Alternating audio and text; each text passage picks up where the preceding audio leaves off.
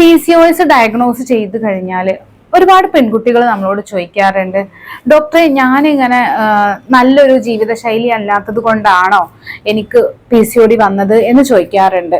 നമ്മൾ ആദ്യം മനസ്സിലാക്കേണ്ടത് ജീവിത ശൈലി നല്ലതല്ലാതിരിക്കുക എന്നുള്ളത് PCODയുടെ ഒരു കാരണമാണ്. പ്ലസ് അത് PCOSനെ വല്ലാതെ ട്രിഗർ ചെയ്യുന്ന ഒരു കാരണം കൂടിയാണ്.